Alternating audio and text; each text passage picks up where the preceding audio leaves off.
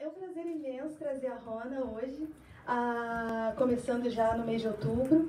O mês de outubro é um mês muito especial para a gente, para a escola toda, é quando a gente celebra a Semana do Livro, a nossa Book Week. A carta vai já essa semana. E até me arrepiei de falar de Book Week, que é uma semana que a gente mobiliza nossos alunos na leitura, em tudo. Não só os alunos, como os pais. A gente vê o esforço de todos, da participação de todas as atividades. E eu sempre estou muito agradecida e grata por estar aqui, por a gente estar podendo plantar essa semente. A Rona veio ano passado, foi um grande sucesso, conversou com vocês, conversou com os professores e novamente ela está aqui. Eu nem preciso apresentá-la, mas enfim, eu acho que ela vai falar um pouco do trabalho dela e do que ela tem. Toda vez que ela vem é uma honra, é um prazer tê-la aqui. Obrigada. Obrigada. É a Xuxa desse uma felicidade mesmo estar aqui de novo. Muita felicidade, porque primeiro porque eu super admiro o trabalho da escola.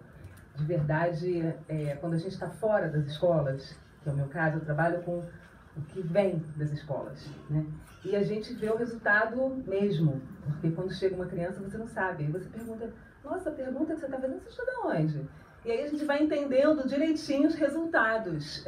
Então realmente eu tenho uma admiração enorme pela escola e pessoas queridas, né, que estão fazendo um trabalho sempre muito evidente, né? O Rio de Janeiro tem uma ausência mesmo de gente envolvida com a questão cultural, com profundidade, com seriedade.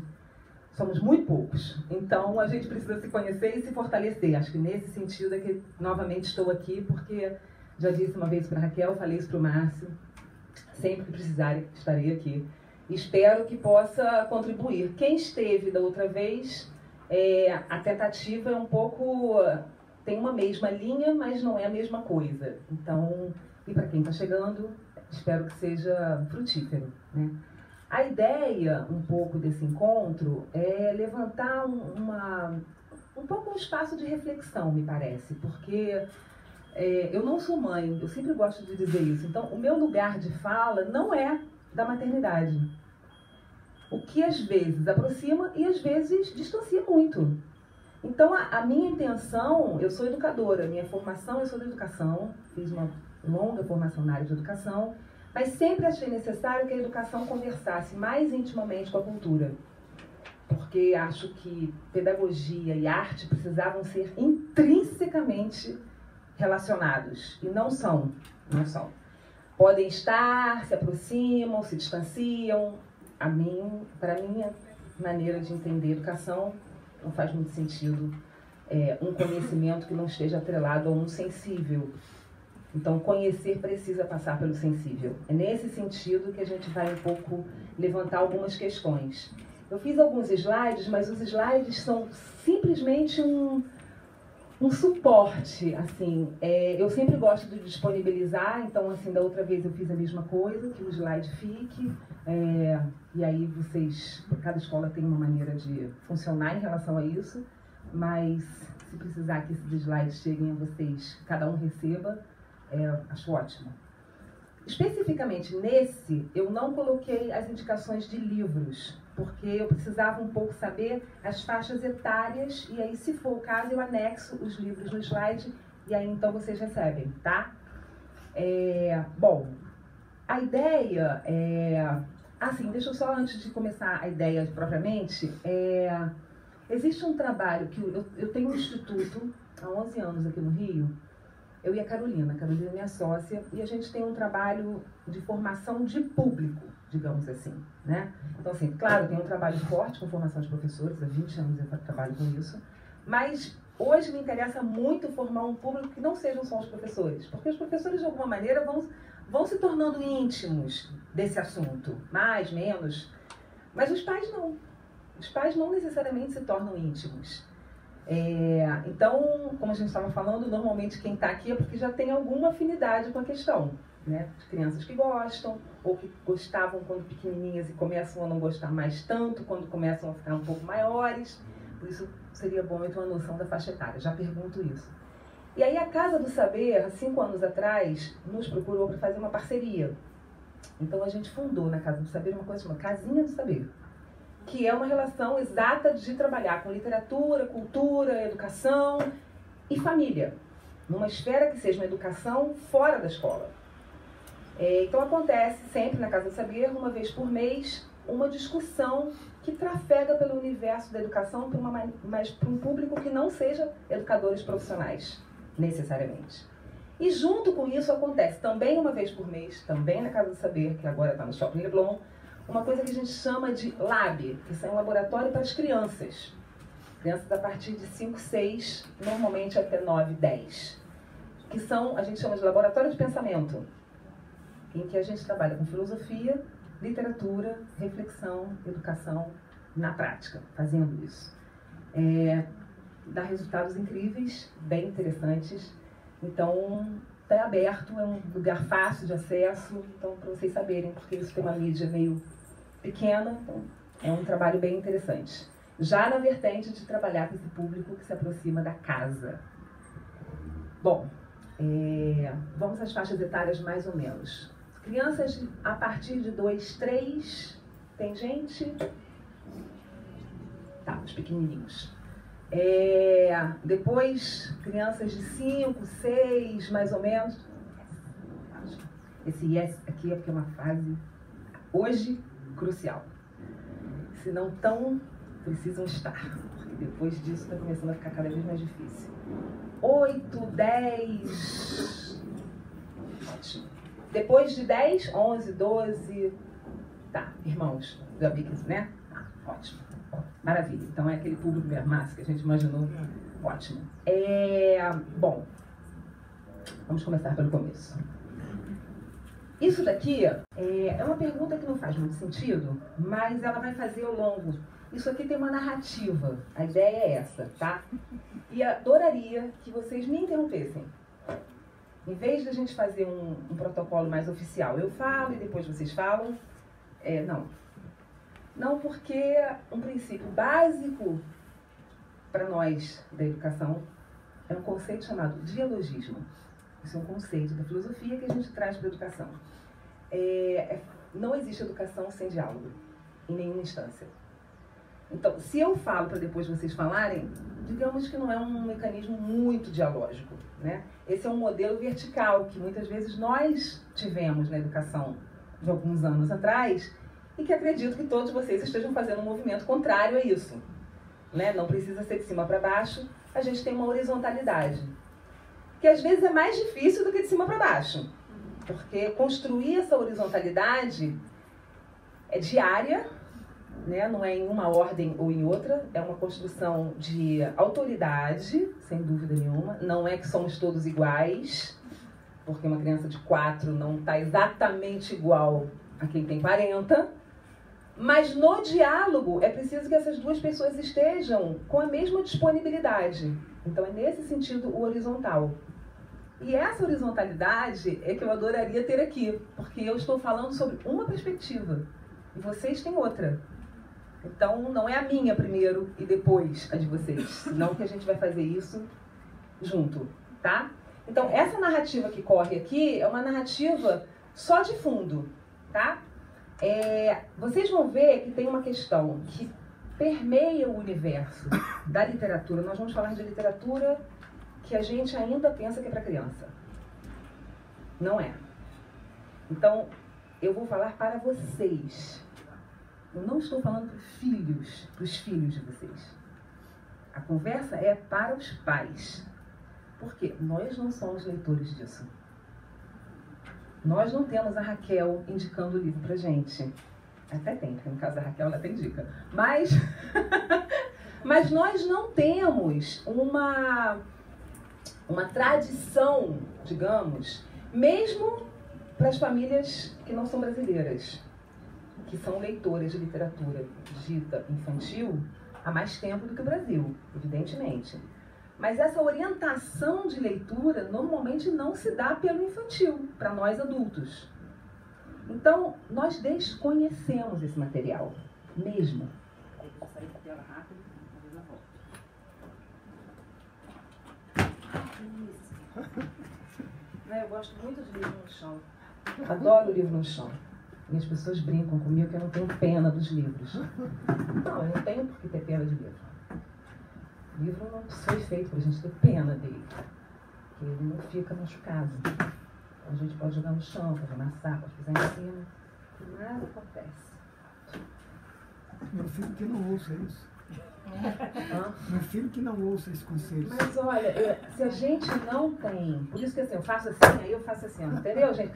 Aí dá uma coisa assim, aflita.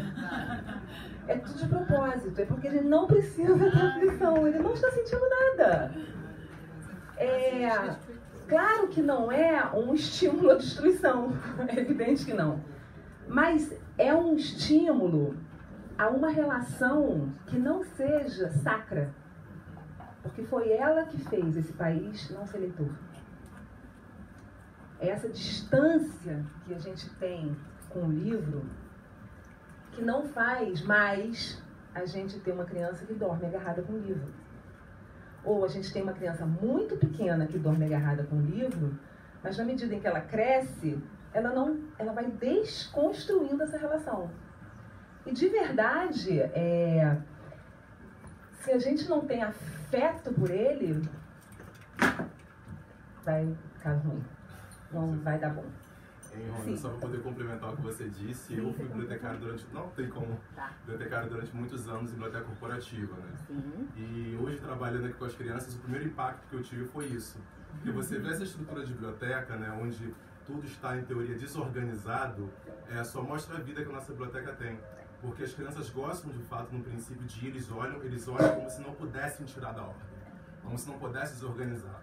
Mas isso a gente associa muito à questão da exploração que elas fazem aqui nesse espaço. Então, assim, para cada estante desorganizada, na verdade é um sinal de vida. É um sinal de que ela explora, é um sinal de que ela mexe, de que é possível elas olharem esse espaço como não sendo um espaço sacro, mas necessário no processo de descoberta e educação. Então, por isso que quando eu escuto uma criança daqui responder o que ela responde, é porque eu sei que ela trafega aqui com intimidade. Exatamente. Mais importante ainda, a conversa com os pais daqui. Porque não necessariamente a relação em casa é igual. Não é mesmo, não é necessariamente isso.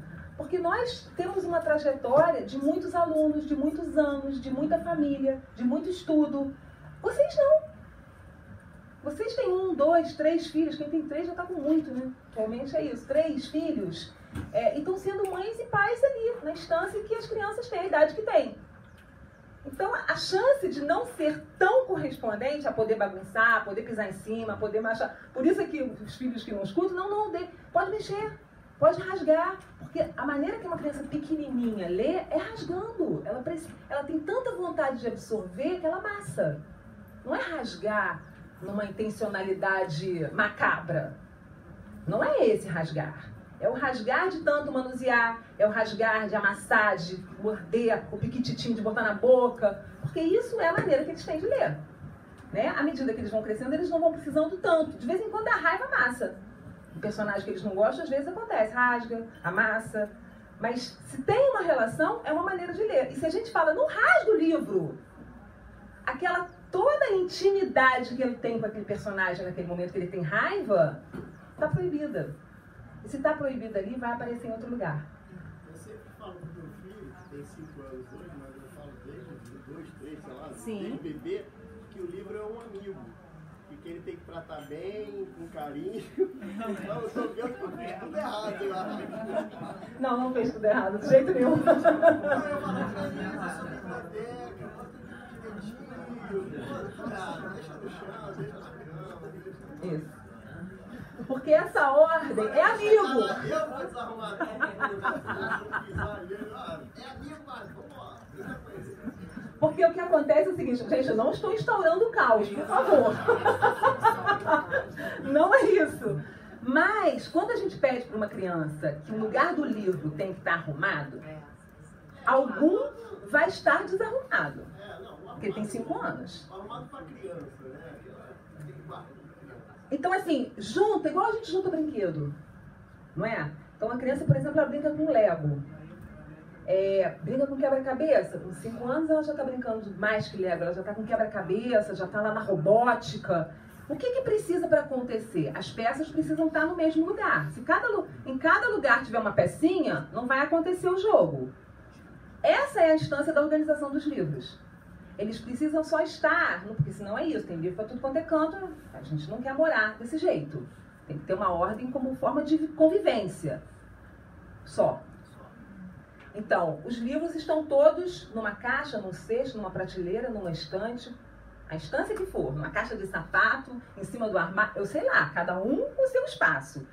Mas ele reconheça que organizar é igual o que a gente diz para uma criança de 1 ano, junta os brinquedos, 2 anos, junta os brinquedos, 10 anos, junta os brinquedos, cuida da roupa, não quero roupa em cima da cama. É essa a instância da ordem.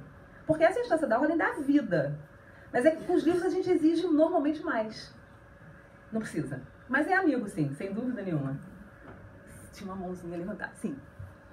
A minha relação com livros é uma relação de eu pegar, aproveitar, saborear e destinar. Eu não acumulo livros. Sim. Né? Eu deixo os meus livros.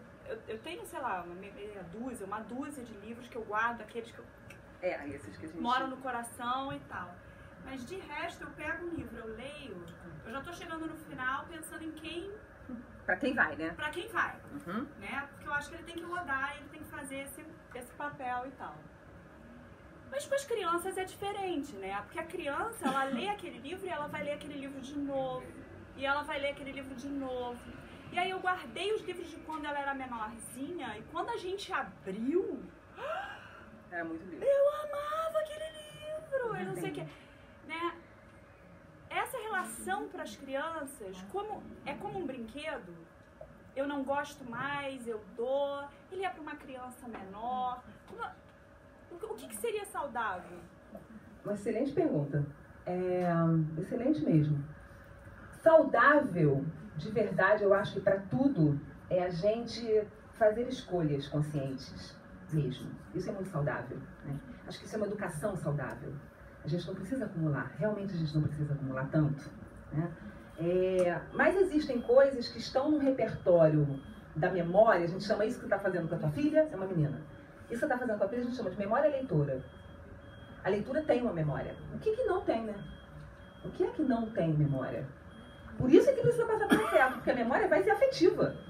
Ela não vai ser só uma memória. Eu li aquele livro, eu aprendi bastante com aquele livro, mas eu não gostei dele. Você não vai guardar. Mesmo que aquele aprendizado tenha sido importante, você vai guardar o que fica no plano do afeto.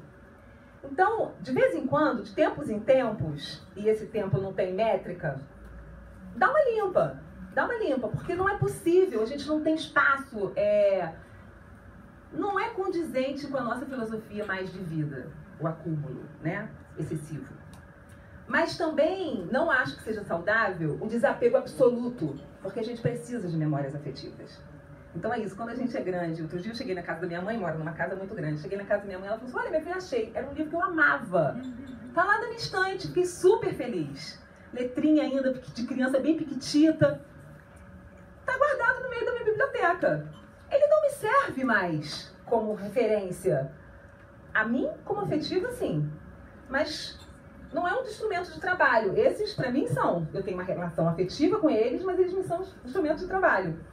Então eu acho que é um termômetro muito particular, mas eu acho muito saudável uma certa limpa de tempos em tempos, como eu acho do roupa, como eu acho das coisas, como eu acho que isso é pra tudo. Então é coerente, é a mesma coisa lá, na verdade a gente vai buscando uma mesma coerência em que o livro seja mais uma questão na vida da gente e não outra questão. A gente atualiza celular, a gente atualiza tecnologia, a gente atualiza de tempos em tempos. Não precisa ser todo ano trocar tudo, né?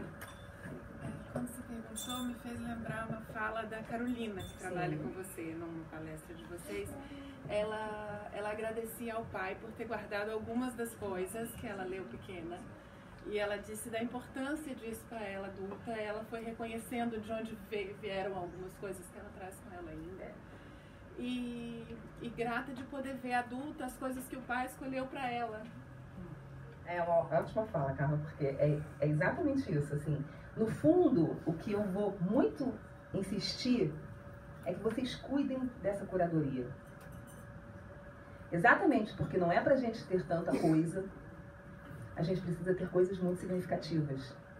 E o livro é um responsável por muitas questões significativas. Não é a coisa em si, o objeto só.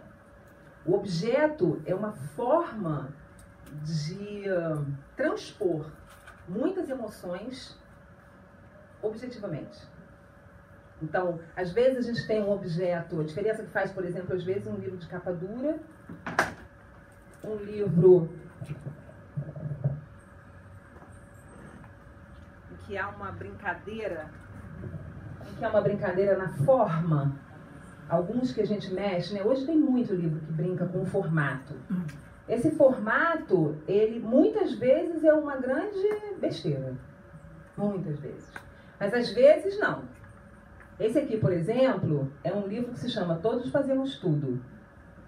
E é uma brincadeira de um personagem masculino e feminino só. Só que em todas as partes. Então você tem uma composição muito harmônica da imagem, em que você brinca com as funções, com as tarefas, relativiza quem faz o quê, não tem texto escrito, é só imagem. Então, nesse caso, o formato me ajuda a ler a história. Tem uma história que eu vou construir junto, porque a criança vai falando. Ela vai, não pode, isso não é da mãe fazer ou do pai. E aí você relativiza. Todos Fazemos Tudo. É um livro que não está editado no Brasil, de Portugal, mas é um livro, para mim, por isso trouxe, o melhor que existe. Para falar de família, para falar de mundo, para falar de... e sem falar nada, né? Mas o objeto me ajuda a trazer uma conversa que o livro não dá. É você que vai fazer a partir da leitura. Então, isso é uma curadoria. Na hora que eu escolho esse e não escolho mamãe vai trabalhar, papai é, sei lá, médico, ou então papai é cozinheiro, para poder relativizar o lugar da cozinha. As crianças são muito mais inteligentes do que isso. Elas vão muito além. Então a gente, às vezes, quando a gente não cura, no sentido de cuidar, quando a gente não cuida da referência para ela, sem, obviamente, querer, vocês achatam, e aí vocês, porque são os pais mesmo, com a intencionalidade inversa, mas o resultado é achatar o nível de discussão que você poderia ter. E é perverso, porque quando a gente entra numa livraria, e não numa biblioteca curada, quando a gente entra numa livraria, isso não está fácil. Isso não está na frente. Isso não é o primeiro que você vai ver. A criança não vai pegar esse. Então, a tal da autonomia, não, pode escolher o que você quiser. Não façam isso. Não façam isso. Por quê? Elas têm que ter autonomia, sim. Mas para a gente ter autonomia, a gente tem que ter poder de escolha. Acontece que na altura delas, até onde as mãozinhas delas alcançam, o que está ali é muito perverso. Então, selecionem, botem numa mesinha, agora sim pode escolher. E pode escolher, porque está curada a escolha. A livraria não é um lugar de cultura, infelizmente. No Brasil, não. Está muito enviesado. O mercado é enviesado, as questões estão enviesadas. A gente não está num bom momento de mercado editorial brasileiro, mundial, mas vivemos aqui, né? Então é muito importante reforçar essa atenção, porque ela é enganosa como um supermercado. Você entra num grande supermercado, né, pode escolher, vai escolher trash, porque é o trash que está fácil para ela escolher. Né? A hora que ela tiver que chegar num chips de batata doce, a mãozinha dela não vai chegar, porque o entendimento daquele mercado é que aquilo não é o que a criança gosta. É igual. É igual. O trash, inclusive, na literatura é mais barato. Bem mais barato. O trash é bem mais barato, bem mais acessível, é perverso mesmo, sabe? É bem perverso. Então, por que eu acho tão importante conversar com os pais? Porque, como vocês vão saber? Rona, sendo assim, qual é a sua opinião sobre esses livros tradicionais? Branca de Neve e Sete Anões. Sim, Três Porquinhos. Ótima pergunta.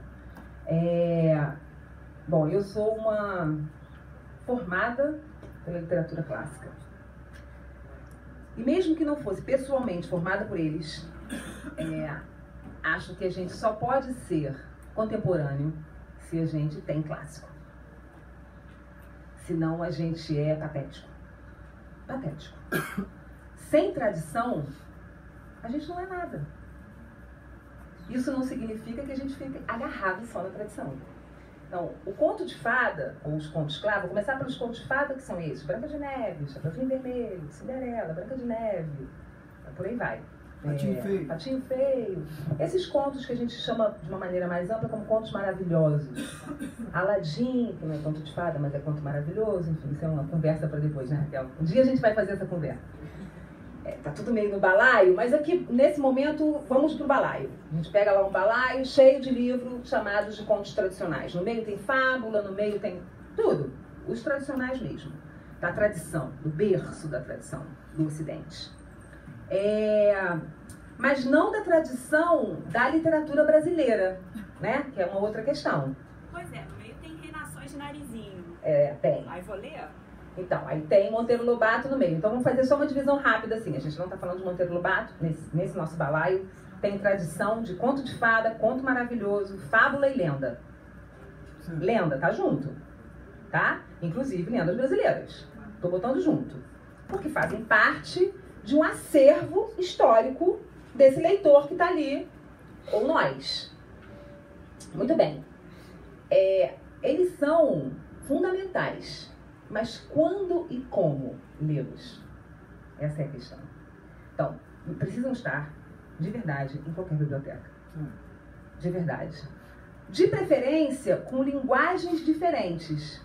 Então, se você tem uma lenda que você vai contar à noite, que a gente estava falando, porque a lenda é difícil de uma criança pegar para ler sozinha, e isso em qualquer idade.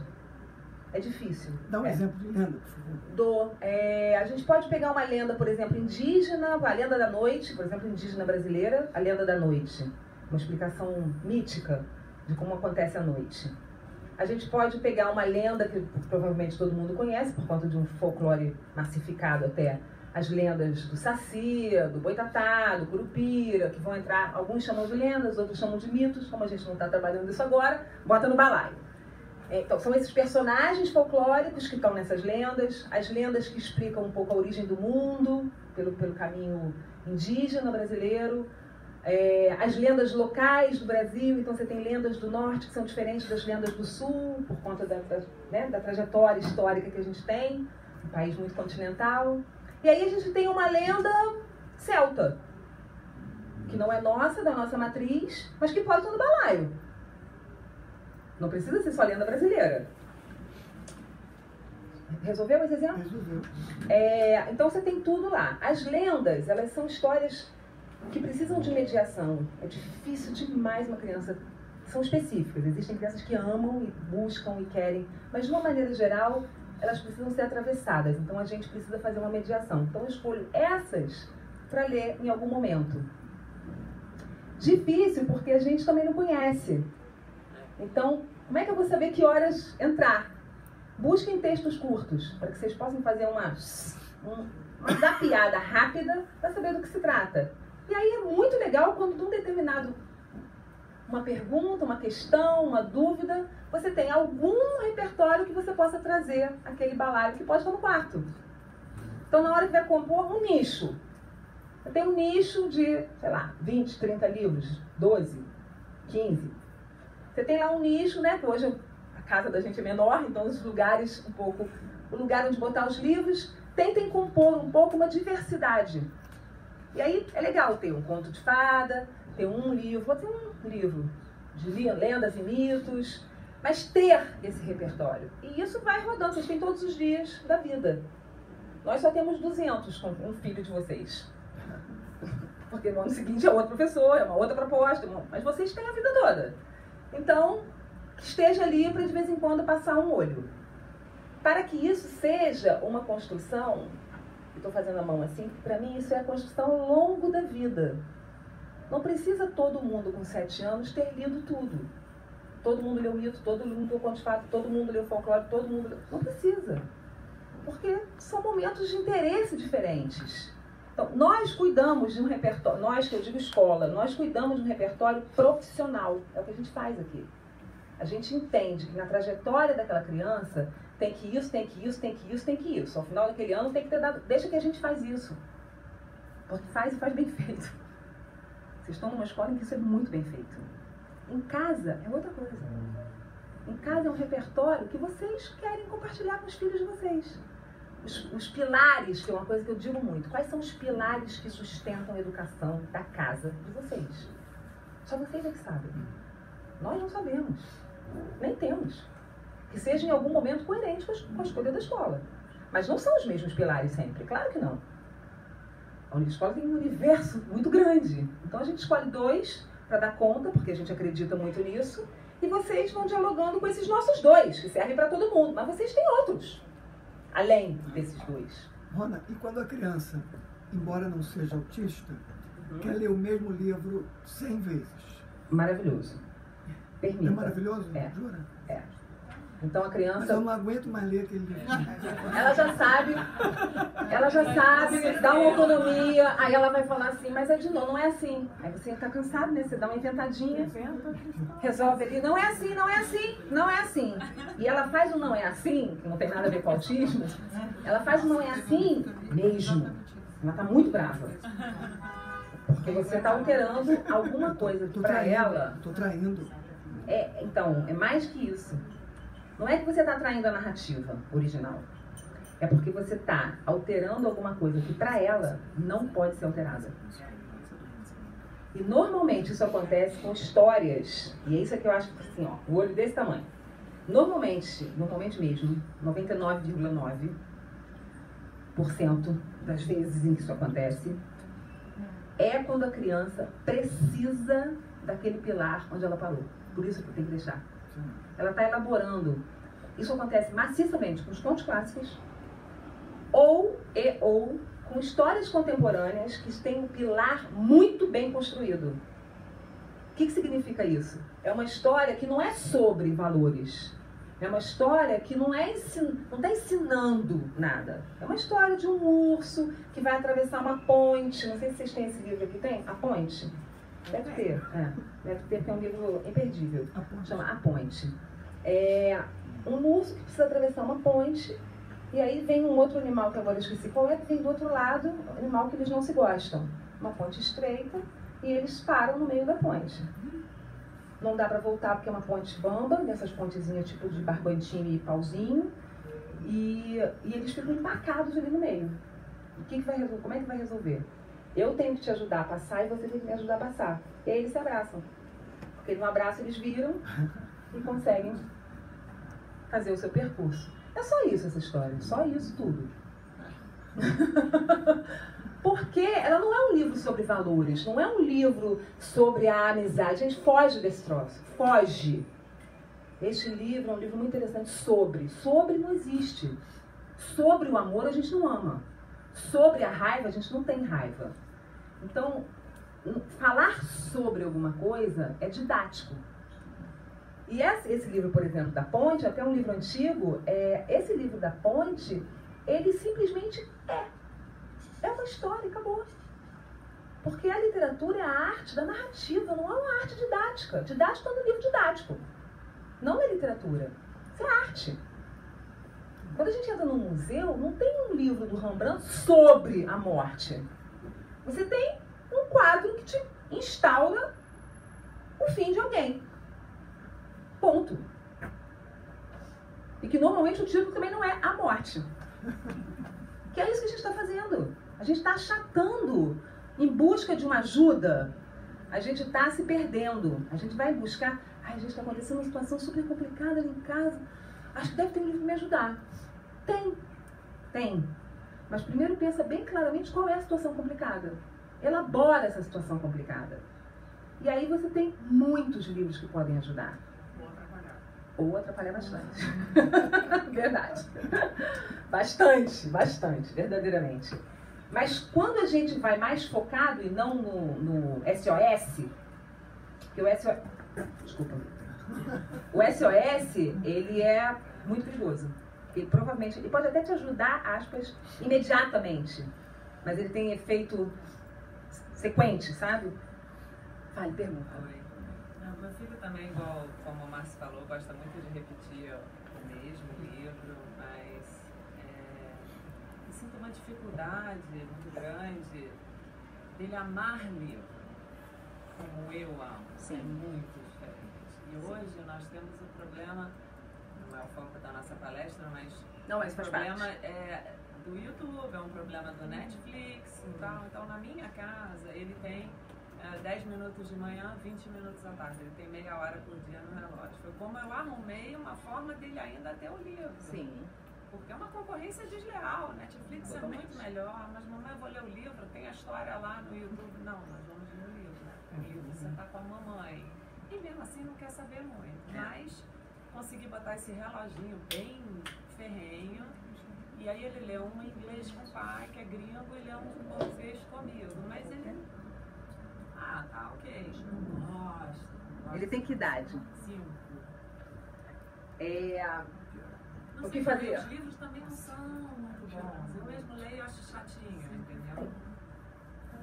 É isso uma parte. A outra é tudo isso de verdade. A gente vai ter que conviver. Não é a temática, mas é impossível falar hoje desse objeto sem falar de tecnologia. Até porque isso é uma baita tecnologia. Esse aqui, então, é total. Claro que ele poderia ser digitalizado, não é? Poderia, mas não é.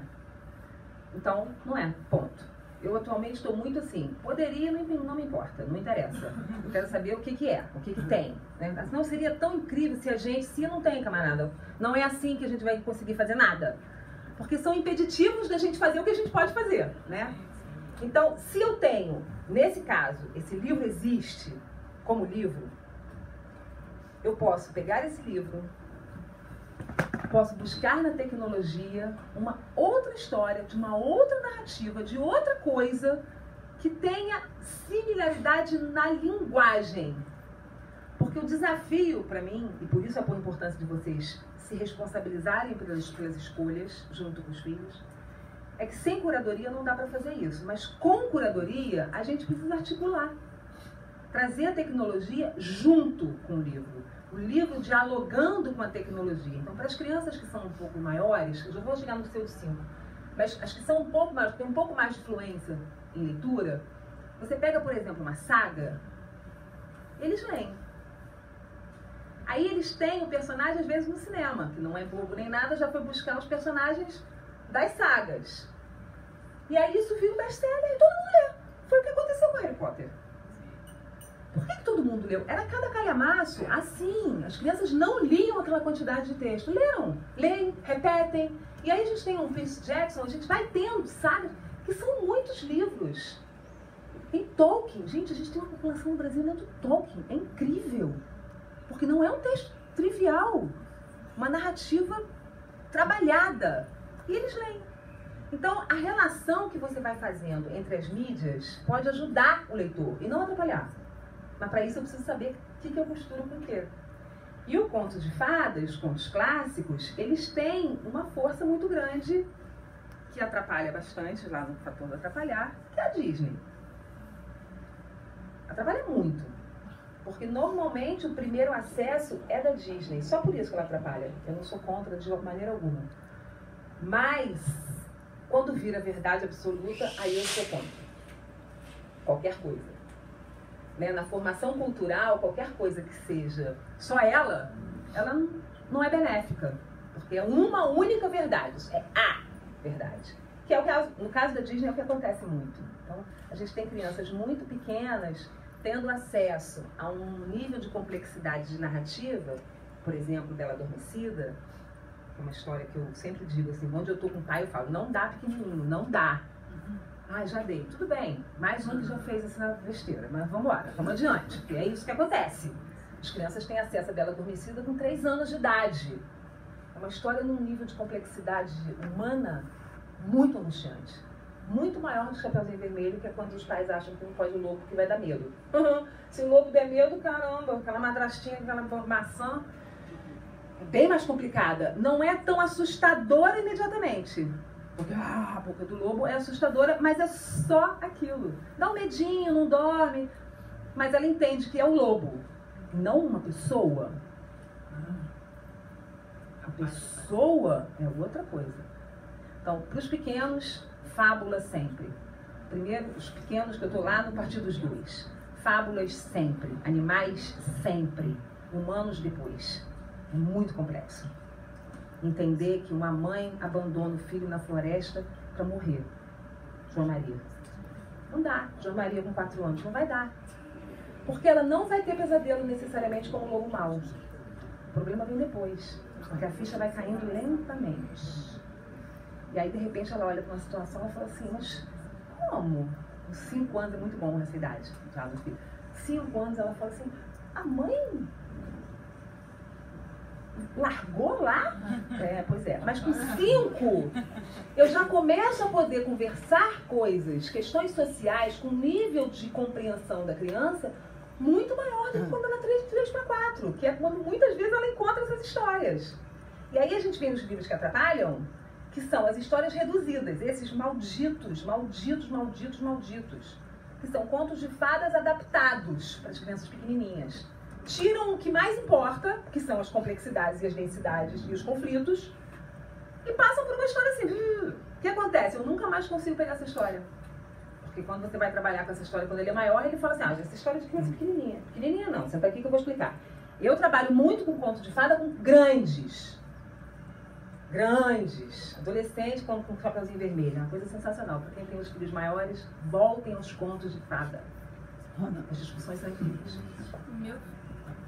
Pode falar. O meu filho tem 9 anos. Ele só se interessa por livros que tem alguma coisa a ver com a realidade dele. Então, por exemplo, ele gosta do jogo Zumbi, Plants vs Zombies. Então, ele lê a coleção inteira. O Nate, que é uma linguagem parecida com uma já leu o Diário de Banana, já fez toda essa trajetória. O Diário de Banana não gostou. Tá. Mas o Nate, ele leu toda a coleção em português, aí ele gostou, eu fui ver nos Estados Unidos, tem outros nomes em inglês, outros nomes em inglês, eu comprei a coleção toda. Ele só se interessa por coisas que ele vê. Tem um seriado, ou um filme, aí ele quer ler aquela coisa, qualquer outra coisa, ele lê, mas é absolutamente maçante, assim, é uma dificuldade.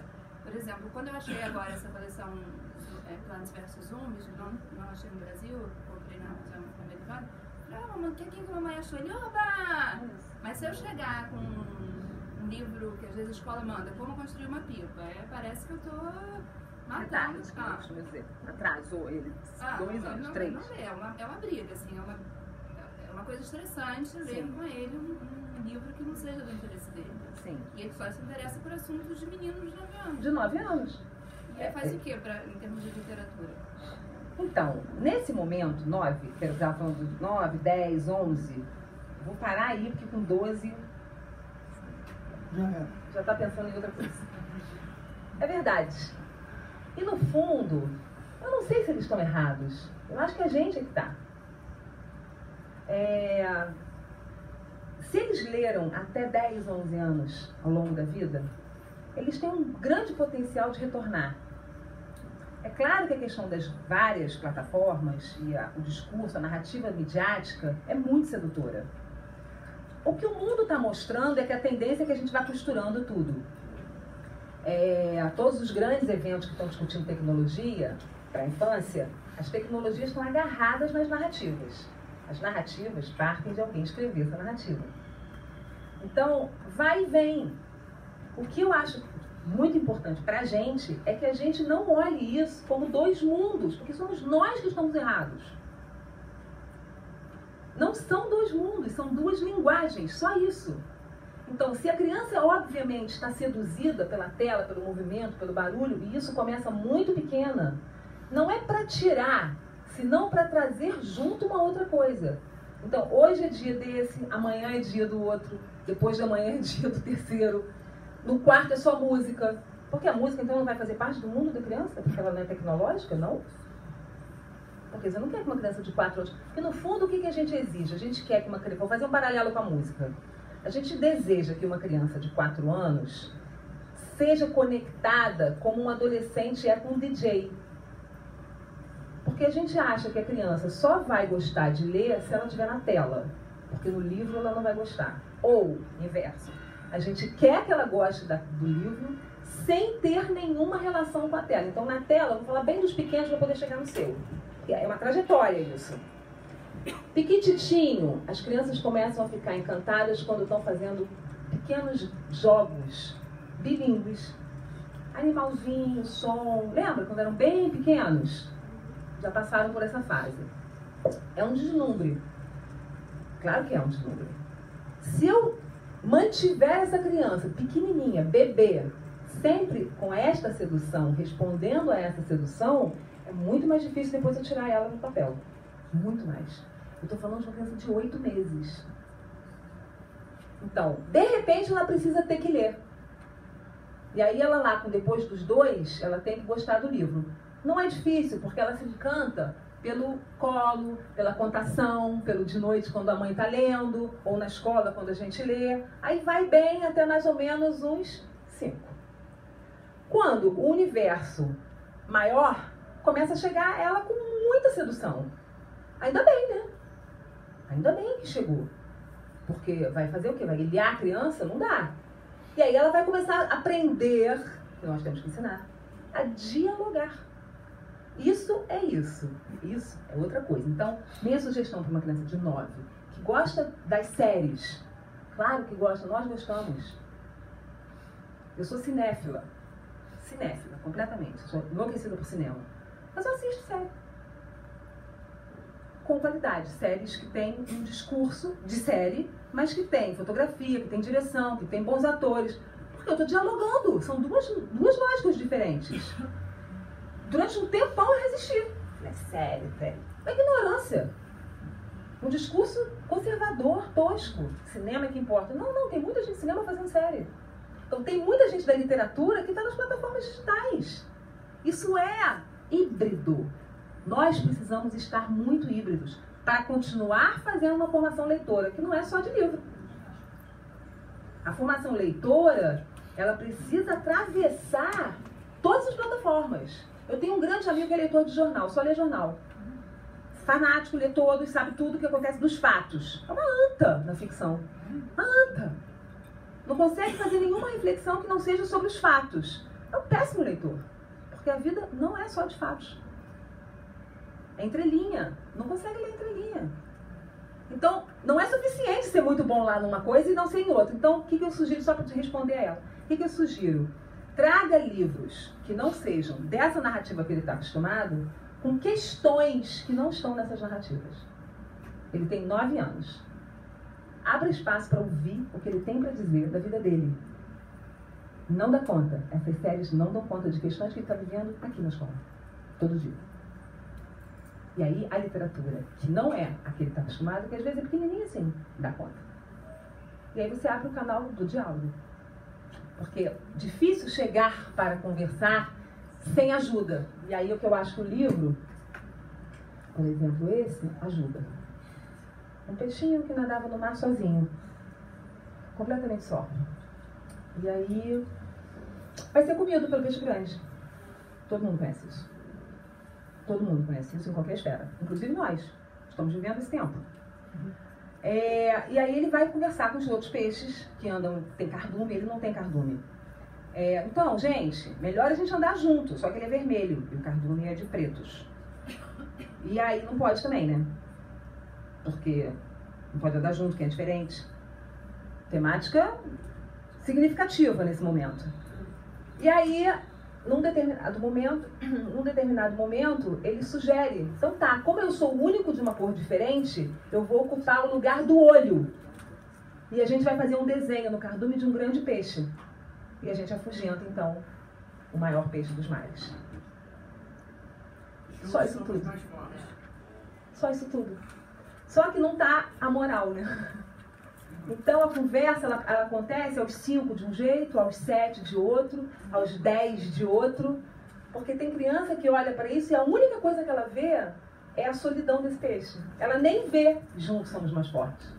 Porque ela vai se espelhar nesse vermelhinho sozinho lá no meio do oceano. Olha, deixa eu te fazer uma pergunta. Então, isso não tem numa grande. Tem de outras maneiras. Essa linguagem precisa fazer parte da vida dele, porque abre o campo da reflexão. Qual o nome do livro? Esse aqui chama Nadadorzinho. Olha, também de Portugal, mas consegue na Amazon. deixa eu te fazer uma pergunta. O meu filho tem 5 anos. Tá. E ele está naquela fase dos super-heróis, sabe? Ele ama os super-heróis e ele diz que ele tem superpoderes, a bicicleta dele tem um escudo de energia, e é um negócio que ele viaja, conta muitas histórias que eu acho, assim, pessoalmente fascinante, mas eu tenho muita dificuldade em, quando eu pego um livro de super-heróis, um livro chatésimo, um livro pedestre, não é? Qual é o tipo de livro que eu poderia trazer para esse universo? Ah, que pergunta boa. Tá vendo? Por isso que os filhos de vocês respondem o que eles respondem. Porque os pais perguntam essas perguntas boas. Já vi que você está querendo de rosa. Já vi que levantou a mão, atrás também. Vou responder essa daqui e já vou ir para trás. Eu não ouvi a pergunta. Ah, não ouvi a pergunta. Ah, desculpa. Então, eu tenho um filho de 5 anos, o Daniel, todo mundo aqui conhece. Né? O Daniel ama super-heróis. Então ele está naquela fase do Homem-Aranha, Batman, etc, etc. E ele me conta histórias incríveis sobre os super-heróis, sobre os superpoderes que ele tem, a bicicleta dele tem, etc. Então, quando eu fui atrás de livros que falam sobre super-heróis, os livros são horríveis, os livros são factuais, não tem graça nenhuma. Então a pergunta é, qual é o tipo de livro que eu poderia trazer para esse universo dele, para dar uma ajudinha, né? Para o cara continuar se desenvolvendo. Aproveitar o interesse. Pro cara e pra frente. É junto? Que o microfone você consegue? Daí.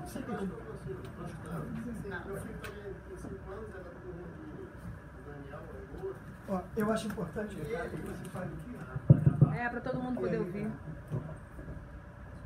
Então, meu filho é amigo do Daniel, né? O Noah, que tem 5 anos também, na mesma turma, por coincidência.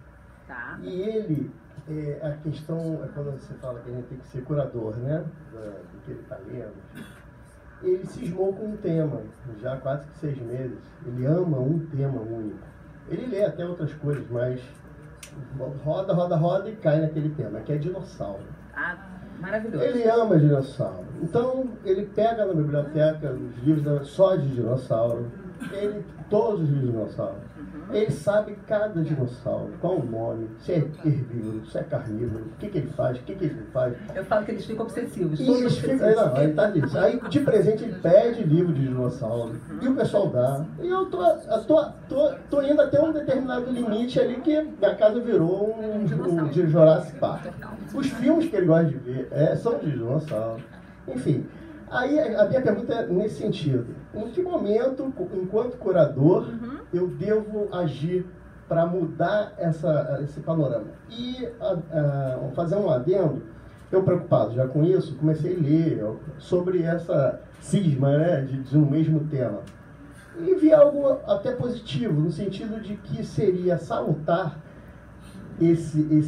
essa focada dele no tema, porque você acaba aprofundando o assunto, e com isso ele se prepara também para aprofundar em outros temas no futuro. Eu não sei se isso é correto ou não. Para mim, até tem um bom senso nessa análise, né? Sim. E quando eu li isso, eu estou deixando a coisa correr um pouco mais. Sim. Mas eu gostaria de saber a sua opinião com relação a esse tema. E acho que tem a ver, porque o filho dele está num tema de super-heróis, o meu de dinossauro, enfim.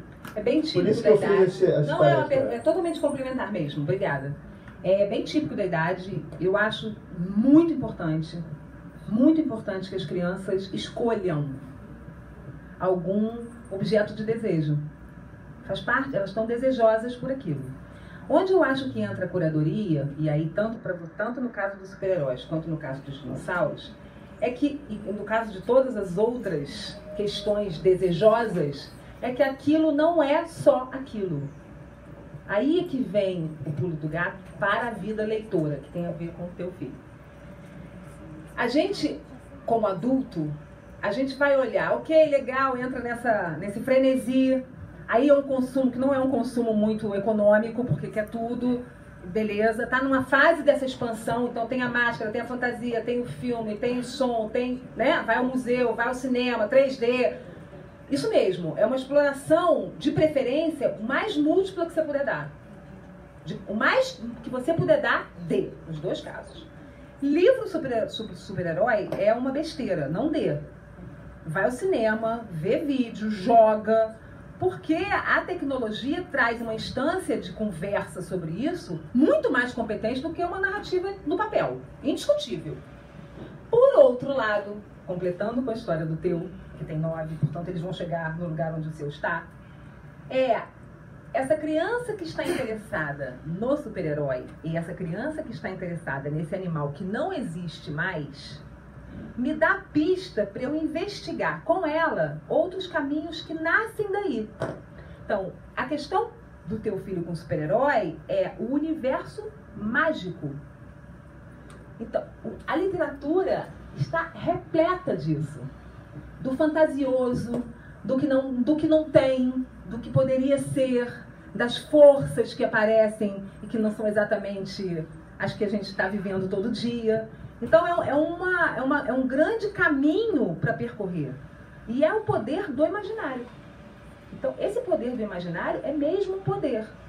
Que é o mesmo caso, já te deixo. Que no caso dos dinossauros, existe normalmente, porque é bastante comum que as crianças nessa idade tenham esse desejo, uma questão de origem. Vai bater daqui a pouco de onde eu vim. Provavelmente. Se não perguntou ainda, vai perguntar. Porque esses bichos não estão mais aqui. Então tem quase uma ficção, e eles são muito grandes, eles são muito fascinantes de verdade. Né? Eu lembro que uma vez eu estava trabalhando com uma turma em que tinha uma questão grande dos dinossauros, e a gente tinha ido ao zoológico na época, e eu estava na frente dos jacarés, e eu dizia assim, olha gente, são dinossauros. Mudou tudo, porque são. Aí vai a tartaruga, é um dinossauro. O tubarão é um dinossauro. Aí muda uma perspectiva. Às vezes você começa a traçar, não é para ficar então todo mundo obsessivo com a tartaruga, todo mundo obsessivo com... Não é isso. Mas eles ainda conseguiram sobreviver, eles ainda estão aqui. A baleia é um dinossauro. Então abre um pouco um território, e para mim leitura é muito isso. Um lugar abre para outro, que abre para outro. Esse é um fascínio de um leitor. Para onde vai abrir, gente, sinceramente, não importa. Vai junto. Abre e vai. Por quê? É uma curadoria. Ele está abrindo, mas ele não está abrindo sozinho. Ele está abrindo porque você ajudou ele. Pode não funcionar na tartaruga, no tubarão, na baleia. Beleza, vamos para a origem. Como era o mundo antes, no tempo dos dinossauros? Eles sabem. Então, vamos junto, porque normalmente no caso dos dinossauros vai por um caminho meio do pensamento científico. E aí depois a gente envereda pelo imaginário. Tem criança que é mais descolada de imaginário e tem criança que não é tanto. Tudo bem. Nesse ponto são inversos, embora a situação seja a mesma. E aí o procedimento é a gente, e aí vocês pais têm um trunfo, que eu não tenho. Nós profissionais não temos, mas vocês têm. Que é conhecer os filhos de vocês. Fica de olho, presta atenção. Lê na entrelinha. Vai aparecer pergunta que me dá um indicador que é por onde eu posso ir. Uma colocação, uma fala, um desenho. Preste atenção. Ainda que isso seja café da manhã de sábado ou de domingo, só. Não é prestar atenção todo dia, ficar de olho em cima. Não, isso não faz parte da nossa vida. Mas assim, um determinado momento se dedique a prestar atenção do que está saindo dessa conversa de 6 meses sobre a mesma temática. Não está saindo a mesma coisa. Com 5? Não está mesmo. Escuta. E intervém. Intervém, que eu digo, não é de cima para baixo. Intervém abrindo outras frentes. Pode aqui, pode ali, pode ali, pode ali. Para fazer a trajetória leitora. Tá? Uma pergunta. Só um minuto. Obrigada.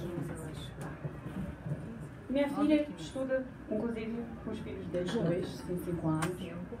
E diferente dessas crianças, ela não tem uma temática favorita. Eu consigo, né, ler coisas muito diferentes com ela e tal. E eu fico querendo, né, sempre trazer uma história nova, vamos criar e vamos contar, não, fecha o livro, vamos inventar, vamos criar outras coisas em cima daquela mesma história, né, a gente estava lendo muito a Árvore Generosa, e se ele plantasse a árvore? E se ele não sei, e se né, eu fico pensando, tentando provocar nela o protagonismo, a escrita, a criação, né, vamos sair só daquela hora passiva em que você lê, que você absorve, que é importantíssimo, óbvio, vai criar tudo para ela, né? Vamos criar, né, a história de ninar garotas rebeldes. E se a menina tivesse nadado e se ela não tivesse fugido da Síria, como ela estaria agora, né? Tem umas histórias assim muito, né? E a gente viaja e não sei o quê. Como promover a escrita, a criação? É óbvio que a partir, né? Você tem que ler para poder criar, mas como trabalhar melhor isso quando? Você só tem aula? Só. Faz nada. Esse trabalho é nosso. Daqui a pouco, lá na frente, pode ser. Com 5, faz nada. Porque a intervenção da escrita é apressada. Não precisa. Lê com ela e faz esse diálogo. Você já está alimentando uma fonte. Porque, no caso, então, ela é bilíngue. Ainda que ela já esteja super fluente na escrita de uma língua e de outra, ela tem 2 códigos linguísticos que não são similares. Ela tem que construir 2 discursos. Ainda que eu sei que a escola tem enorme competência para fazer isso, porque eu vejo o resultado. Mas é um território profissional, não é de mãe. Precisa ler com ela. Conta, conversa, pensa, relaciona. Gente, esse livro aqui tem tudo a ver com aquilo. Faz moral. Porque com 5 ela ainda não tem a maturidade que você quer que ela tenha na escrita. Então ela vai responder o que ela consegue responder. Esse é um problema de esforçar muito a escrita com 5, 6 anos. Ela não tem instrumento para fazer o que a cabeça dela vai ainda. Então você tem uma tendência em achatar. É o que eu falei, tem o inverso. Você vai trazer a potência da escrita porque ela pode. É igual uma pessoa que não cozinha, numa cozinha que tem tudo. É desesperador. Porque provavelmente a comida vai ficar um caos, porque ela vai botar tudo na cozinha. Porque ela tem tudo, todos os temperos, todas as possibilidades. Masterchef, chegou lá. Mas ela não tem repertório de conhecimento do que combina com o quê. Então a chance é não conseguir fazer nada. E é muito frustrante. Então, ela vai te responder no que ela pode. Na escrita, verbalmente, vai embora. Porque ela pode tudo. Então, vai no oral. Desenhar, verbal, criar. Mas, conversar. Não, sem escrever, mas criar. Criar. Mas olha, aqui é uma criação poderosa. Toda. De verdade. Acalma um pouco. Que é bem comum que os pais nesse momento estejam ansiosos por um resultado. É a ansiedade sua. Diminui um pouquinho, porque é muito melhor do que você já está fazendo. O resultado é muito melhor. Sim. 2 perguntas, Ana. O Francisco tem 9 anos. Tá no microfone. O Francisco tem 9 anos e é uma criança muito madura. Acho que é mais madura que é natural para a idade dele. E às vezes muitas vezes ele surge com interesses que me parecem estranhos para a idade, avançados para a idade, talvez. Por exemplo, ele me pergunta coisas sobre a história do Brasil, e aí eu trouxe para ele esse ano 1808. Sim. O juvenil. E ele leu no início do ano. Hoje ele quer ser historiador. Então, outro dia a gente achou na livraria um livro para adolescentes, mas sobre a Revolução Francesa.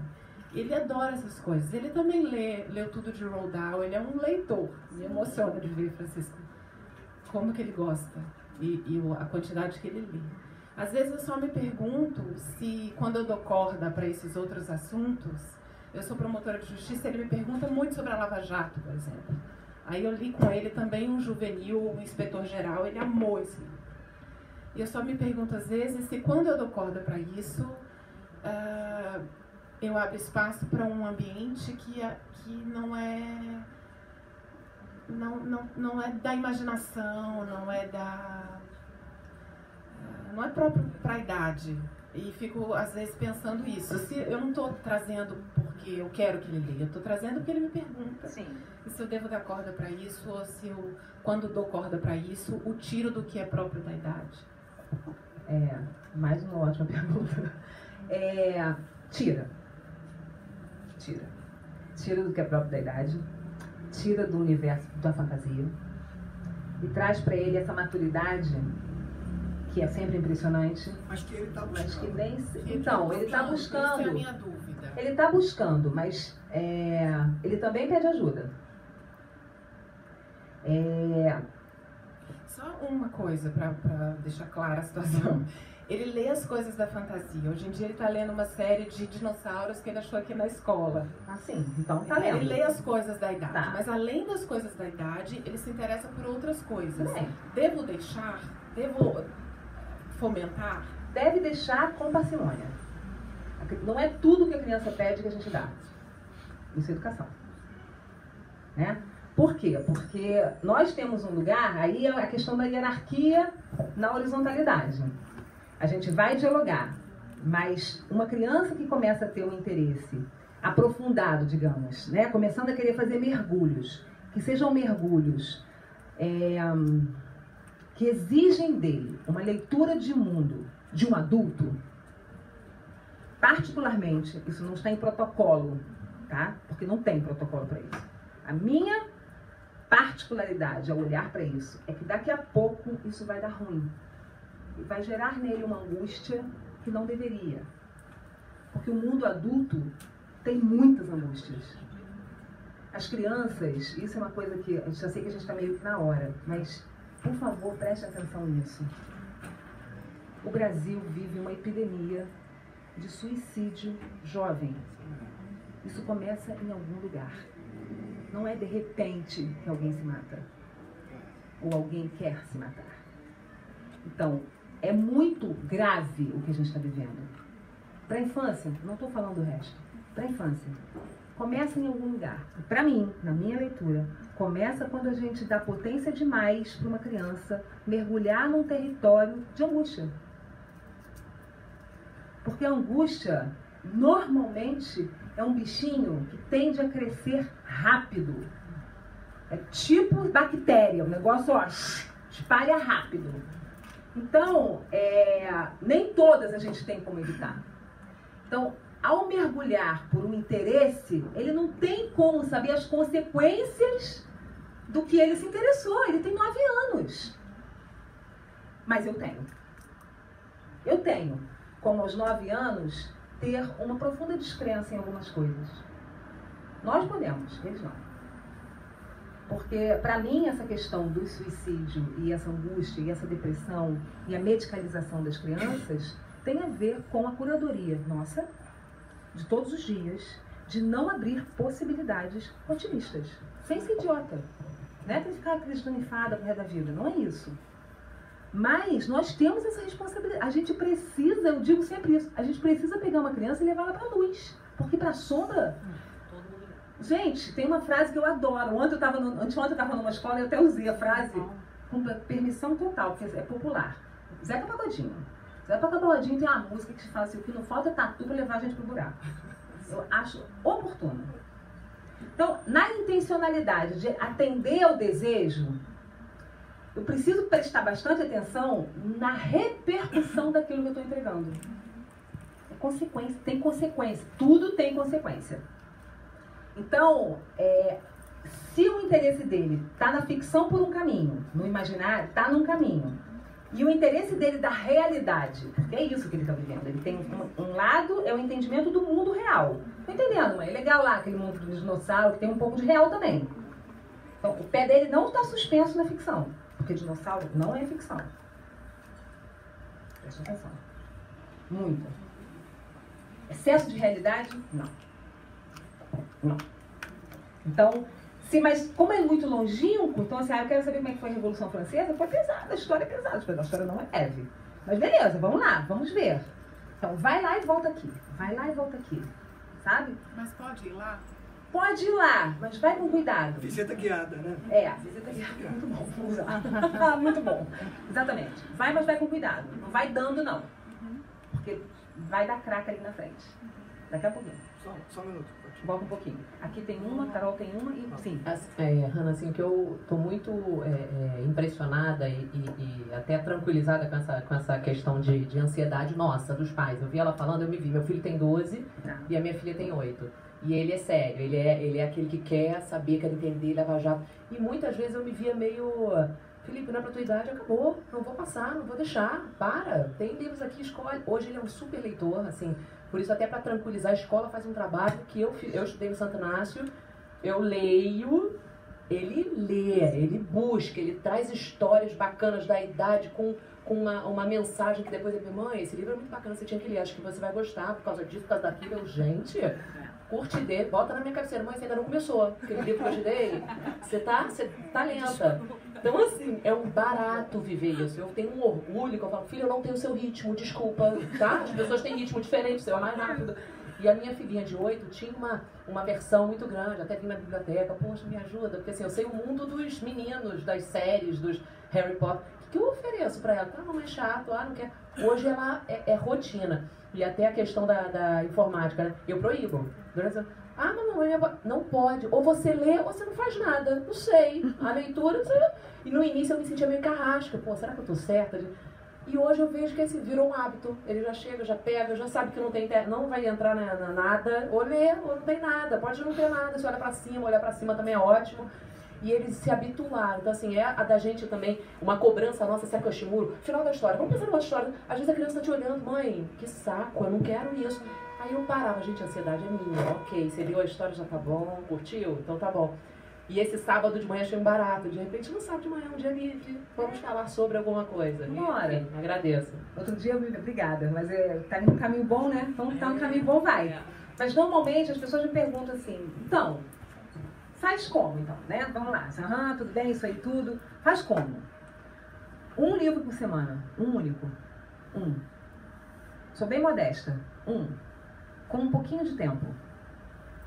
Pra quê? Para que o livro seja só um peteleco, era isso que eu estava falando para a mãe do de 9. O peteleco para um diálogo que sem o livro não aconteceria. Ou aconteceria numa situação dolorosa ou desastrosa, que é quando a gente vai conversar das questões da reflexão. Então, né, todo dia é happy day, não é. Não é. A vida de ninguém é assim. Não precisa conversar só sobre o que não é happy. Mas a vida tem um entre o estado feliz, total, quicante, e entre o dia normal e triste, tem um monte de coisa. Esse monte de coisa que não sai na resposta, então, filha, como é que foi hoje na escola? Não sai. Essa pergunta é absolutamente tola. Vocês não vão ouvir nada. Se ouvir é porque já está acontecendo um troço, há um bocado de tempo. Mas como provocar a conversa? Leia uma história. Leia uma história, essa uma por semana. Tem 2 aqui, que eu vou botar de propósito, são 2 livros brasileiros. Esse aqui deve ter, Orelhas de Mariposa deve ter aqui na biblioteca, suponho. Carol tem. E o outro é um bem recente, ano passado ganhou o melhor livro do Brasil. Ó, esse já não tem nenhum luxo, ó. Não é capa dura, chama-se Drufts. Eva Furnari. Nós lemos Eva Furnari, que estudou no Brasil, leu Eva Furnari na escola. O Drufts foi uma maneira que ela encontrou de dar conta, atravessando, assim, família. Só que ela usa isso com personagens feitos nos dedinhos dela. Aí você vai falar assim, negocinho pra criança pequena, né, Rona? Não só. Modelos familiares diferentes e a narrativa é da criança, é do filho. Então, passa a página em outra família, tá? E são meio brincadeiras sérias. Então tem um humor, porque a Eva Furnari é do humor, ela tem um humor, mas ela toca em questões que aqui é só um pouquinho. Fechou? Dá pano pra manga. Então, não precisa nada mais do que um desse por semana para que vocês conversem, para que vocês escutem o que os filhos de vocês estão pensando. Porque, pelo amor de Deus, façam isso. Ouçam de verdade o que os filhos de vocês têm a dizer sobre a vida. Porque eles têm muito a dizer. E eles precisam dizer isso para vocês, porque eles dizem pra gente. Mas o nosso lugar é complementar. Eu queria falar um pouquinho falar um pouquinho do trabalho que eu fiz com a Mona, uns 2 anos, né? Enfim, fui pedir uma supervisão para a curadoria da minha biblioteca aqui da psicologia, né? Justamente para a formação tanto da criança como um leitor mais reflexivo, mais sensível, mais empático, e dos professores, que é uma biblioteca que eu tenho na minha sala, que serve tanto para os professores usarem os livros em sala com as crianças, quanto para os pais poderem usar, quanto para as crianças quando vão conversar comigo. E aí a gente começou a trabalhar juntas, a Rona me ajudou muito. Hoje a biblioteca está grandinha. Que eu peguei, ela tem. Está grandinha. E aí eu queria contar uma coisa que aconteceu, que foi e eu comecei a trabalhar com os livros em dinâmicas que eu já faço, né, há muitos anos aqui, mas eu comecei a usar os livros como mediação, né?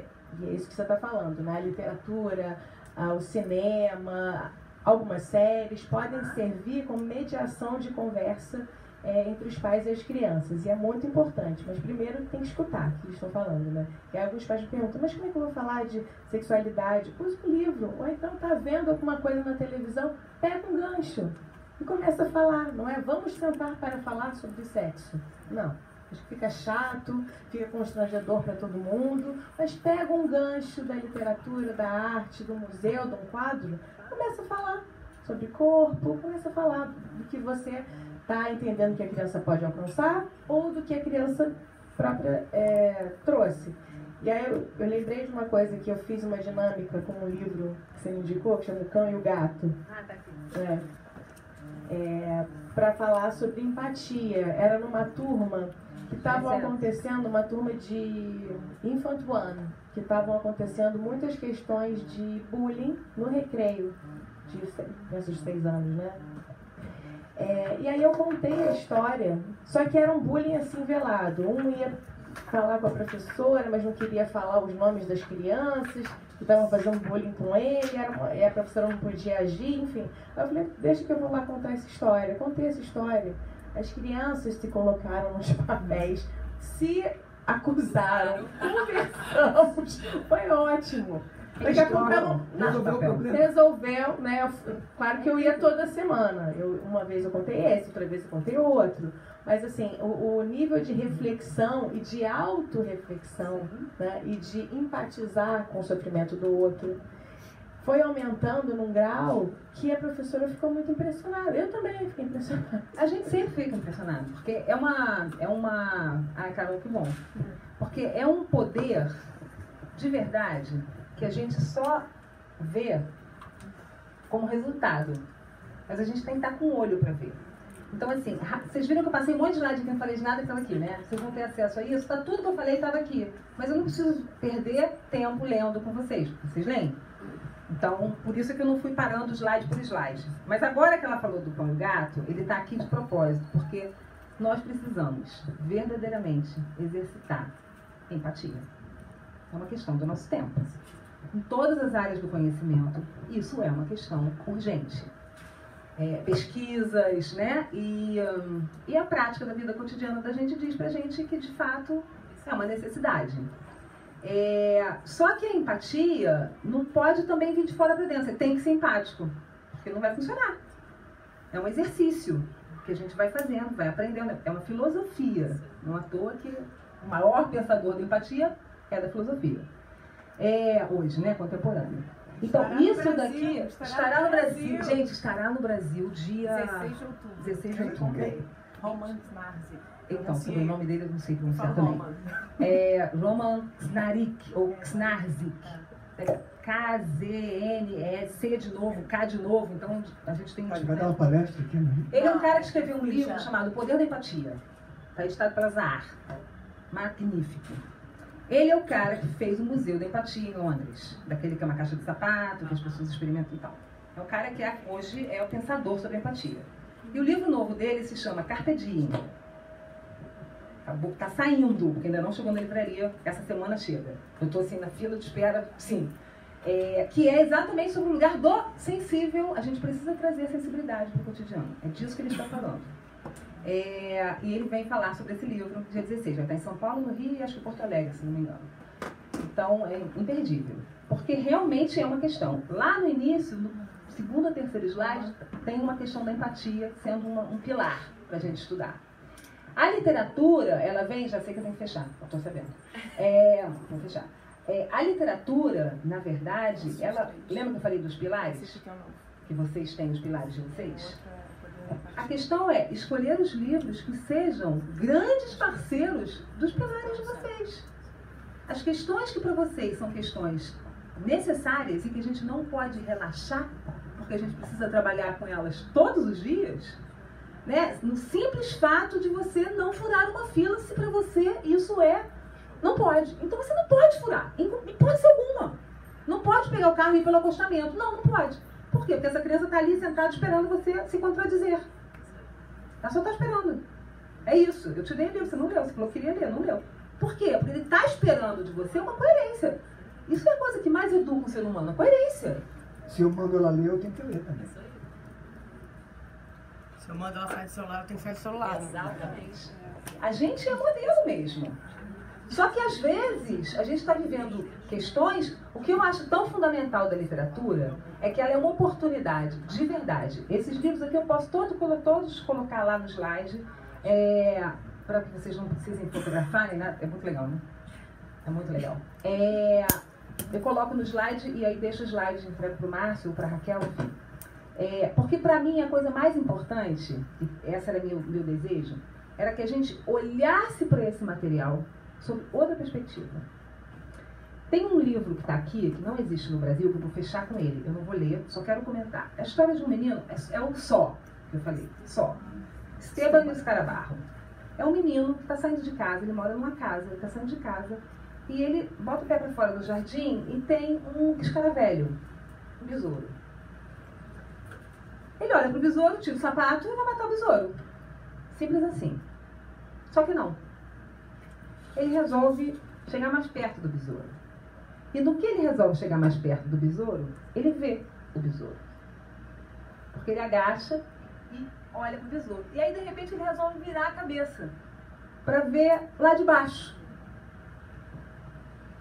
Vê o besouro, fica assim encantado, nunca podia imaginar que o besouro tinha chifre. Que incrível o besouro. Levanta, bota o sapato no pé, vai para um lado e o besouro para o outro. Acabou a história. É só isso. Por que é só isso? Isso é um grande poeta argentino. Mas por que é só isso? Porque o resto a gente faz. Essa é a grandeza da literatura. A história não tem que dar conta de tudo. É para isso que você lê e conversa com a tua filha. Porque, por isso precisa pensar bem que livro a gente escolhe. Você estava com um ótimo na mão. Árvores Venenosas é um excelente livro. Um grande escritor, o Shell. Porque o livro ele ajuda a gente, que é o que a Carol estava falando. Ele vai ajudar a gente a trazer algumas questões e aí a gente segue. Ajustando o que cada um de vocês em casa acreditam ser fundamental. No diálogo agora. Abram o diálogo. Então, a ideia da gente hoje, pelo menos o meu desejo, era que vocês chegassem a esse livro com uma outra perspectiva. Sejam um menino e olhem para os livros sob outra perspectiva. Não busquem neles que eles ensinem. Não são eles. Quando tem um livro que ensina, foge. Foge. Porque não é possível. A educação não se dá de cima para baixo. É no diálogo. Eu preciso só ter, às vezes, um elemento. E quando é a arte, ela é muito aberta. Porque esse é o lugar da arte.